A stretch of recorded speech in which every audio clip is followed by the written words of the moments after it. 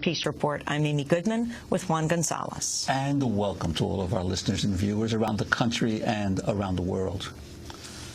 A humanitarian aid convoy carrying food and medical supplies has arrived in Gaza nearly a month after it embarked from Britain. Members of the Viva Palestina convoy began passing through Egypt's Rafah border crossing into Gaza on Wednesday. They're expected to spend the next 48 hours distributing the aid supplies. The convoy was delayed by more than a week following a dispute with the Egyptian government. Hours before the convoy's entry into Gaza yesterday, an Egyptian soldier was shot dead during a clash with Palestinian protesters who had gathered along the border to protest the delay. At least 35 Palestinians were wounded. On Tuesday, Egyptian forces clashed with members of the Viva Palestina convoy, wounding more than 50. Egypt and Israel have been maintaining a strict blockade on Gaza since 2007, allowing only the most basic supplies to get through. Viva Palestina's arrival in Gaza comes a year after the 3-week Israeli assault that killed over 1,300 Palestinians. British parliamentarian George Galloway led the Viva Palestina convoy. He joins us on the phone right now from Gaza. Welcome to Democracy Now! Can you tell us what happened? We hear a number of people in your convoy were beaten up, were hurt, some hospitalized. 55, in fact, were injured, some of them quite severely. 10 of them had to go to hospital. All of them entered Gaza with us, but we have a collection of broken heads and plaster casts and bloodied faces and clothes.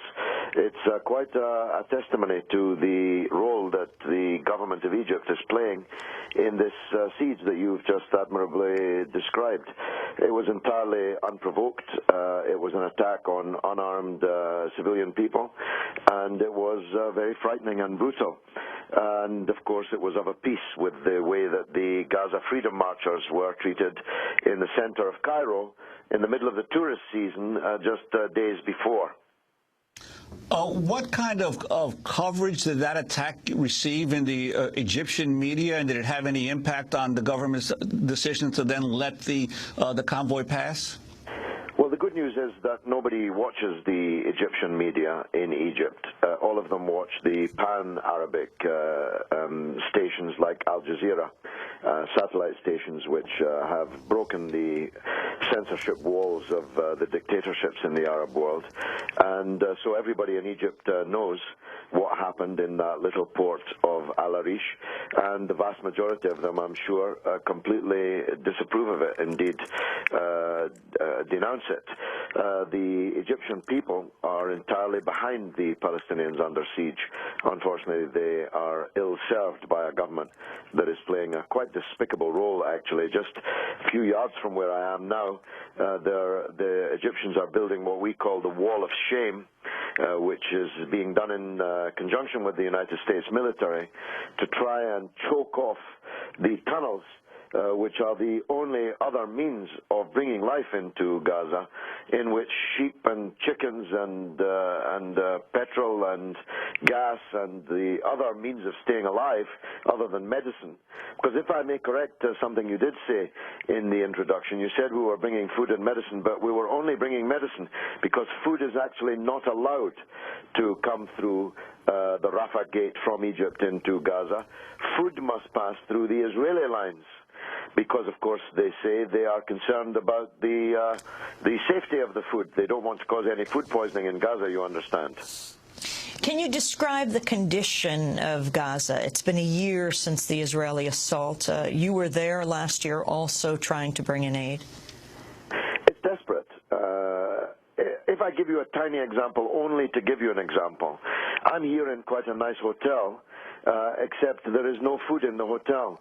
There is no food for breakfast, there's no food for lunch. Now, I make that point only to illustrate that if there's no food in the best hotel in Gaza, imagine what the people are suffering. I've watched with my own eyes Palestinian women and girls in the early morning mists on top of garbage heaps, combing through the garbage heaps looking for food in an Arab Muslim country in 2009 and 10.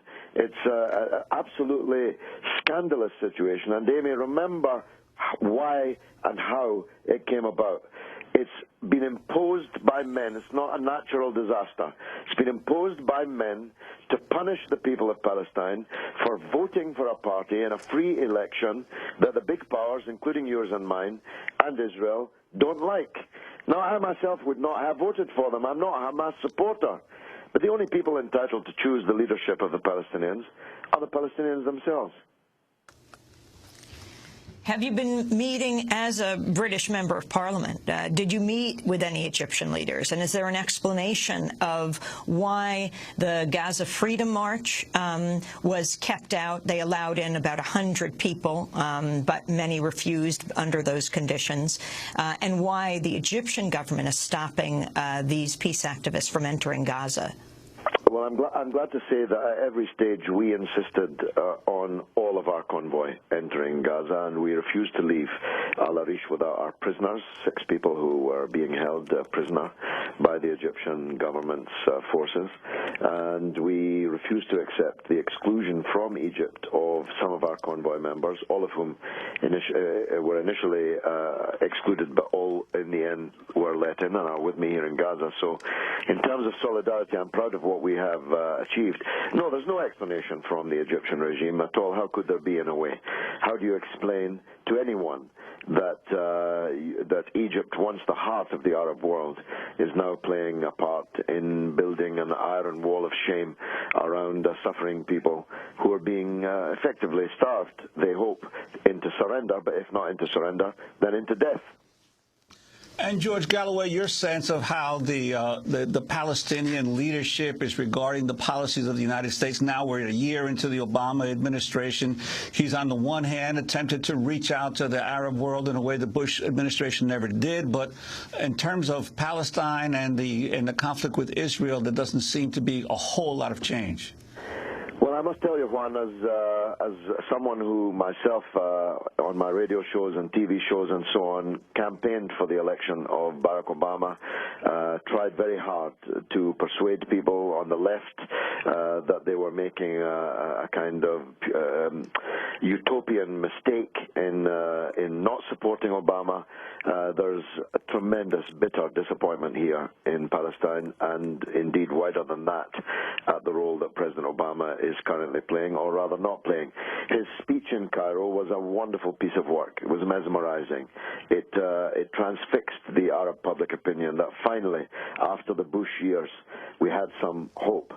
But in practice, his policy, and one assumes Hillary Clinton is carrying out his policy, is exactly the same as the policy of the Bushites towards the people here. And there's bitter, bitter disappointment about that. George Galloway, we want to thank you very much for being with us. A British MP leading the Viva Palestina aid convoy. Their whole convoy did get into Gaza through Egypt, though through a great deal of conflict with a number of the delegation beaten up. And that is the end of that segment. As we move now to national politics in the United States. Juan?